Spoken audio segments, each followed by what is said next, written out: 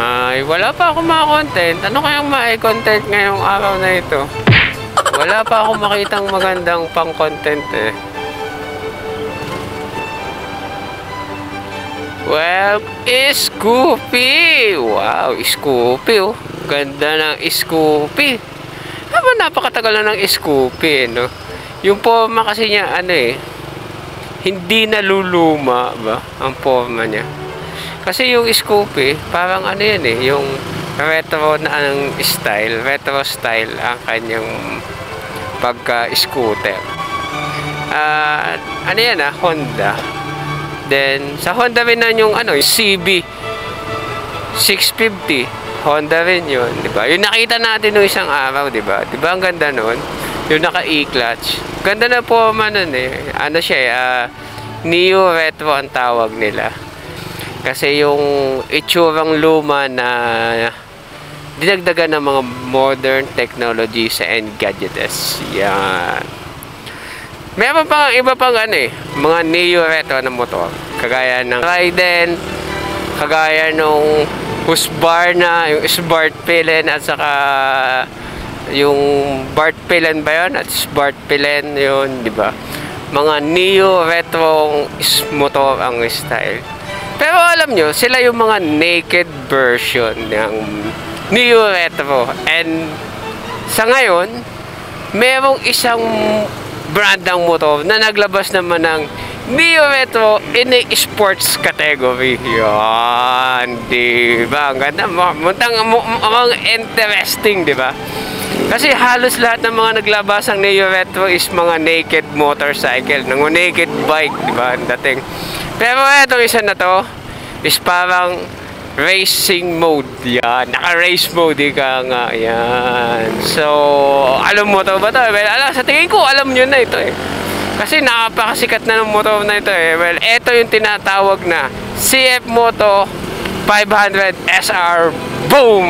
Yan, diba? So, dahil yan ang ating pag-uusapan ngayon eh. Welcome sa Daldalang Portion! Woohoo! It's Daldalang Portion na naman. Kaya pag-uusapan natin dito sa CF Moto 500 SR Boom. Yan, ang pinakabago, isa sa pinakabago motor na nilabas ni CF Moto dito sa Pilipinas. Yan. Napaka-retro, napaka-unique.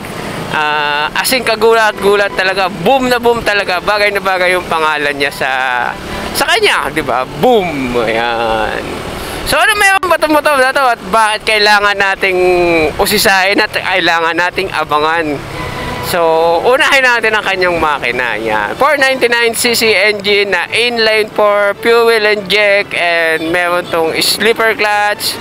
Meron na rin tong 6-speed transmission with liquid cool and a final drive na chain type. Yan. Siyempre, chain type. Meron namin pala ito ng double overhead cam. Yan. O, diba? Napakalakas ng motor nito. Halimawin to. Halimawin. Inline po sa 500cc engine. Napakalakas kung tutuusin. So, pag-usapan natin ang kanyang display. Yan. Ang display. Pagdating sa kanyang display, syempre, meron tong TFT display. Yan. Napaka-colorful. Napaka-informative. Napakaganda na kanyang TFT display. At kitang-kita mo dyan lahat ng mga controls na inarya na. Makikita mo dyan mga speedometer, mga kung ano-ano, mga engine check oil, mga trip meter, oras. At alam ko may oras pa rin, acceleration. At saka, eto pa ha, meron siya na itong graph na to. Well, mamaya natin pag-uusapan yung graph na yan, kung para saan yung graph na yan. At then, talagang may special kasi dito sa motor na to eh. Kaya siya may graph na ganan. Pagdating sa kanyang mga ilaw, ito ay naka-fully LED na. Yan. Ang ilaw pala niya is itong nasa baba na to. Hindi yung bilog na yan. Kasi, ano yan eh, parang daytime running light niya. Kaya medyo nakakapeke. Pero may function yan, yung butas na yan. Yan. May mahalaga yan para sa kanya, sa kanyang makina. yung butas na yan. At saka naka-fully LED na nga, yan na, may pailaw pang ganyan. Tapos meron din siyang LED signal light at ang kanyang taillight, wow naman, napakaganda. Dalawang bilog na taillight, parang cone ang kanyang taillight na kulay pula na parang hollow ang loob at napaka-forma, diba? Tapos may LED rin na signal light niya sa likod. Kaya namang sulit na sulit at visible na visible ka sa kadiliman kahit saan man mapunta. Pagdating sa kanyang suspension, yan. Hindi ko alam kung anong brand ng kanyang suspension, pero ay inverted fork na suspension. At maganda rin naman ang play kasi ang play nito ay meron siyang preload at rebound adjustment. O, diba? Kahit ganyan yan. Kahit hindi ko alam kung anong brand yan. May preload at saka may rebound adjustment pa yan. Kaya matitimpla mo according to your riding habit yan. Tapos ang gulong pala nito sa unahan ay meron siyang 120 by 60 by 17. At meron siyang dual disc brake na mayroong dalawang 4-pot. Yung pala, dalawang 4-pot na caliper. Yan. Diba? Napakalakas ng stopping power nito. At pagdating naman sa kanyang likod, meron siyang monoshock suspension na may adjustment din para sa preload at saka yung preload at saka yung rebound. Yan. O, diba? May adjustment din siyang ganun. Tapos meron din siyang single disc brake at meron siyang gulong na 160 by 60 by 17 yan. Dahil malakas ang kanyang makina, dahil ito ay inline 4 na 500cc engine, ay syempre nilagyan nila ito ng abs. Syempre naman, nagwo-workout tong motor na to eh. Hindi lang sa una, pati sa likod may abs din. Kaya naman napakalakas ng motor na ito at wala kang kaproblema pagdating sa kanyang mga stopping power. Puta, pawa na naman tayong yung isang vlogger. So pagdating naman sa kanyang mga kulay, yes. Dadalwa lang naman ang kulay na ito. Isang zipper blue at saka isang nebula white. Well, sa zipper blue is meron siyang blungganan dito sa ibabaw. Tapos medyo black dito. Yan, ganyan. Tapos pagdating sa nebula white ay black itong ibabaw na ito na meron siyang white dito na nebula. Yan. Maganda ang form. Maganda yung naging pattern niya. Kasi baga parang classic pa rin yung isturahin. So, ano ba yung mga special features at saka yung mga nagustuhan at saka hindi ko nagustuhan sa motor na ito? Oh, parang meron tayo niyan. Parang nakakita na tayo. Well, nakita lang natin yan sa TV at hindi pa natin nakita sa personal, kaya huwag kayong maghanap. Special features, yan. Special features ng motor na ito. Well, dito nyo malalaman yung mga magagandang bagay na kung anong meron sa motor na ito na nilagay ni CF Moto. Well, isa sa pinakamagandang bagay na nilagay nila dito is yung forma. Yan. Yung forma niya na napaka-unique yan. Sabi nga nila wow. Sabi nga nila may hawig daw siya kay CBR5 blade, which is totoo naman. And isa na video siguro sa nagdala sa kanya kaya siya naging Neo Retro. Kasi, di ba, si CB650 Neo Retro, tapos itong si CBR ay old school, di retro na bilugan din ng style yun. Kaya naman Neo Retro na rin siya, di ba? Tapos yung kanyang display pa na napakaganda. Tapos kung mapapansin niyo sa kanyang manubela, meron siyang ganito, door closer. Hindi po yan door closer talaga. Steering damper po yan. Yan. So ano ba yung gamit ng door closer? Ano ba gamit ng steering damper? Well, alam niyo naman kung paano pag to avoid tank slap yan. Yung haba nasa mabilis na kayo, siyempre iwas wobbling yan. Yan. Tapos isa pa dito nakaganda is yung naka-twin pipe. Yan. Twin pipe po siya. Yes, twin. Asing dalawa talaga. Kasi 4 cylinder siya, kaya dinaluan na nila and kaliwat kanan meron. Yan. At ito ay naka-under seat ba tawag dyan. Nasa na dito sa gilid na mataas ang forma. Di ba yung usually makikita natin naka-underbelly o kaya na-underbelly ba yun? Yung nasa ilalim. Tapos, ang sunod natin makikita is nandito sa may gilid. Pero yung kanya is nandito sa may ilalim ng upuan. Tapos na protection dito is yung side stand. Side stand. Yung tungtungan ng passenger peg. Yan ang isa sa bracket niya, protection para doon, para hindi ka mapasok. Tapos may para pang plastic yan dito o kung ano mang cover. May cover pa siya dyan para hindi nga naman nakakapasok. Ayan. So pagdating naman sa kanyang upuan, yan. Maganda naman ang kanyang upuan. Malambot daw, pero hindi natin alam kung ano. Pero sabi nila is maganda daw ang upuan. Kung meron man ako hindi nagustuhan dito ay itong angkasan yan. Itong pinaka-angkas na to. Para kasi siyang ano eh. Parang hindi siya part ng motor. Parang ikipinatong lang siya kung sa bagay. Yung style ng pagkakagawa nila is parang hindi siya ganun ka. Parang hindi siya part ng motor. Parang pinatong lang talaga, parang idinugtong lang. Kung sana ginawa nila is nakabuo siya sa flarings, di ba? Parang maganda. Parang kasi baga may flarings na nagdudugtong sana. Mas maganda sana ang itsura niya, di ba? Pero medyo malapad yung ano niya, yung upuan ng angkas.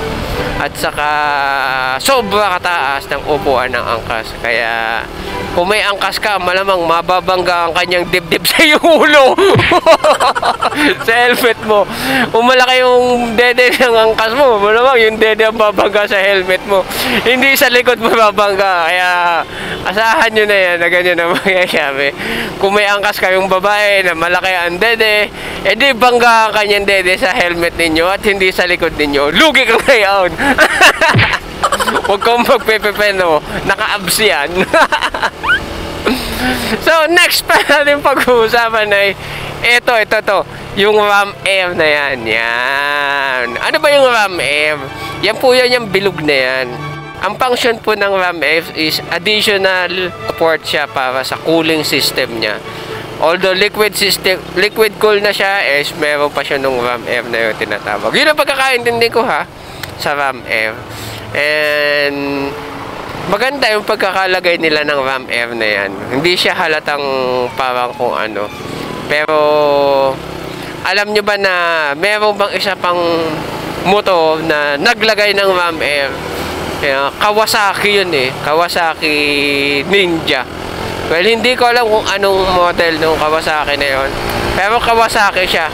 Meron din siyang Ram Air diyan sa unahan. Tapos pumasok siya sa may tangke. Sa may tank cover doon. And medyo pangit ang itsura niya kasi para siyang washing machine. Parang hose ng washing machine na galing sa unahan tapos pumunta sa likod. Kaya medyo hindi maganda ang itsura. Well, alam mo, lumang model na rin yun. Yung motor na yun. And ito naman is bago. 2024 model itong bago na to. So, yun na nga. Yung Ram Air na naman. Ram Air. Balik tayo sa Ram Air. At alam nyo ba na yung Ram Air na yun is nakakonektado dito sa ating display na to. Doon sa may graph na yan. Diyan yung graph na yan, diyan daw lumalabas yung ano eh, yung torque value, yung mga power. Lumalabas daw diyan, nagsusulat-sulat siya diyan eh. Kung ano yung performance level eh ng ano. So siguro yung ano na yon is yung Ram Air is parang ano, yung tawag dito. Parang nagpa-function as a turbo siguro siya. Siguro may specific speed. Tapos papasok yung hangin ng malakas. So lalakas yung motor, lalakas yung ano, parang VTEC, di ba? Alala niyo yung ano? Yung VTEC sa Honda, hindi ko maalala, CBR ata yan eh, kung anong motor yun. May VTEC. Sabaga una na andar siya ng 8 valve, tapos biglang ma-activate yung VTEC niya, magiging 16 valve na siya. So, magandang bagay ika nga. Kasi baga parang turbo, nagiging turbo. Yan. Hindi ko alam ha kung ganun yun ha, pero yun ang parang nakikita kong ginawa nila doon. Parang turbo na na-activate ika nga. So, napakaganda no kung tutuusin. So, pagdating sa presyo, yan na nga ba ang presyo? Magkano ba tong ano to, na ito daw ay nasa 83,000 ba? O 80. Basta nasa, sabihin na natin 390,000. Kung meron kang 390,000, eh di magkakaroon ka na ng isang bagong modelong CF Moto 500 SR. Boom! Yan. May sukli ka pa nun. May panggasolina ka pa pang uwi. Ika nga. So, napakaganda ng motor na ito. At saka nga pala, ito nga palang motor na ito ay meron na rin nung ano ha, charging port. Yan. Oh. May charging port siya sa kaliwa. Tapos meron din siyang nitong tinatawag natin na CF Moto App. Yan. O, so ano ba yung CF Moto App na yun? Well, yun yung ida-download mo na app sa yung cellphone, and then magko-connect ka sa motor mo, and then makikita mo na yung mga setting na gusto mong gawin. And napakaganda nun para sa isang motor. And pwede mo din siyang gamitin ng mirroring. Yan po. Ano ba yung mirroring na yun? Mirroring ba ang tawag nila doon? Yung display niya is magiging display mo ng iyong cellphone. Kung sa baga halimbawa ikaw ay nagna-navigate, so makikita mo doon ang mapa by mirroring. Tapos meron na rin siyang answer calls, yung mga ganung bagay, mga special features. May up and down volume. Naiko-connect mo rin siya sa ano ha, sa yung mga tawag dito, yung mga nilalagay sa helmet. Yung tawag dito, yung mga kardo, tawag doon. Basta ganun na intercon, yan, nakukonect din siya sa intercon. Siyempre, hanggang 2 intercon lang, kasi 2 tao lang naman ang pwede sumakay sa motor. So, nakaka-connect siya doon sa intercon na yun. Sa baga, nagkakaroon siya ng music sharing. O, pwede kayo magdaldalan while riding using the CF Moto app na yan. And then, ano pa ba meron? Ito pala, isa pa pala to, special features ng motor na ito. Meron nga pala siyang dual mode traction control. Yes! So, ano ibig sabihin nun dual mode traction control? Siguro depende sa level of ano yun. Kasi dalawa 1 and 2 eh. So, depende sa level of traction na gusto mo. Kung gusto mo na medyo loose ng konti, siguro pwede siyang gamitan ng 1. O kung gusto mo talagang napakahigpit ng traction niya, eh di gamitin mo yun 2. Kaya meron siyang 2 mode. Yan na naman, no? 2 mode traction control system. Yan. Bigay mo naka-abs na unat likod, eh naka-traction control pa. At may 2 mode traction control pa siya. Yan. So, wala nga lang siya nung ano, cruise control. Wala siya nung ganun. Alam ko wala siyang cruise control. Tapos, ano pa bang ano nito? So, yun, no, naka-sleeper clutch assist na siya. Cable type nga lang yung throttle, kaya wala pa siya noong tawag dito, yung auto blip. Yan. Wala pa siya noong auto blip. 'Di ba yung isa sleeper clutch is para sa pataas? Wala pa siya noong para sa gear down. Yan. Wala pa siya noong para sa ganun. Yun lang ano, kasi pang ano lang daw yan eh, pang tawag dito, pang drive by wire. Yan, wire throttle yan. Ito kasi cable type pa yung kanyang throttle, kaya wala pa siya ng ganoong features. So, ano pa ba ang meron dito? Yan, fuel consumption estimated daw nito is nasa 25 to 20 kilometer in a regular running procedure. Yeah. So, sabihin na natin na 23 para nasa gitna. 23 km per liter daw ang niyang fuel consumption. And not bad para sa isang inline 4 500cc engine. Yun, diba? So, ano pa ba madadagdag natin dito sa motor na ito? Well, sa tingin ko naman, nasabi ko na lahat na kung ano ang natutunan ko sa motor na ito. So, ayan na.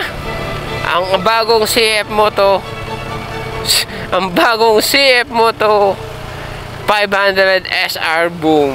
Yan. Ang pinakabago nilang motor na nailaunch dito. Isa sa pinakabagong motor. Actually, 4 yan eh. Nilabas ni CF Moto eh. Ito lang yung isa eh. Isa lang to sa 4 na yun. So, alam ko may adventure bike silang nilabas eh. Ano ba? So, yun na. That's all. That's all lang naman ang aking masasabi para sa CF Moto na ito. And maganda siya kung tutuusin. Ako sabaga napaka-unique ng pagkaginawa ni CF Moto para sa ano na ito. Tsaka ang ganda ng pagkaka-areglo nila ng makina. Yung proportioning para napakaganda nung ginawa nila dito na retro looking pero nilagyan nila ng mga high-tech na gamit and yan. May ano rin nga pala to, yung tawag dito, yung emergency. Yung pagbigla ka na menu is meron magha-hazard siya. Yun. Isa pa sa special features na yun, bukod doon sa ABS at saka traction control. Meron din siyang ganun. Ang alam ko meron din to nung ano eh, yung side stand kill switch. Pag binaba mo yung side stand mo, mamamatay yung motor, makina.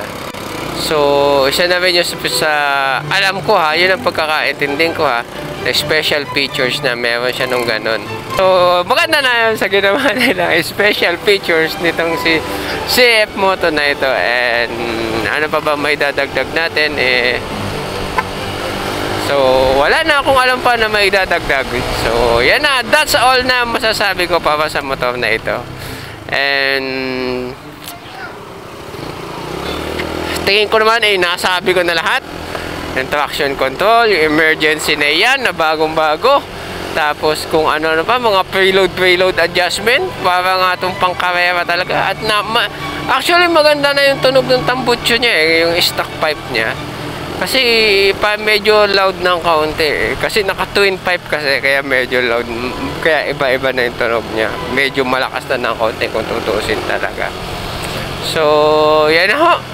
Wala na ako may dadagdag pa at sa tingin ko na may nasabi ko na lahat at hanggang dito na lang ako ang ating daldalang portion na ito at kung kayo na may hindi nakakita ng motor na ito ay ako din, hindi ko din nakita at ito'y nakipanood ko lang. Akin lang sineshare sa inyo kung ano yung mga natutunan. So hanggang dito na lang ako si A at nagsasabi sa inyo mag-ingat pag uwi at traffic pa. Kaya hanggang dito na lang ako. Mag-ingat ho at may pabago-bago ang panahon. May pabagyo-bagyo pa na dating. And always take care of yourself. So, see po to at kayo po nanonood ng aking channel. Bye-bye!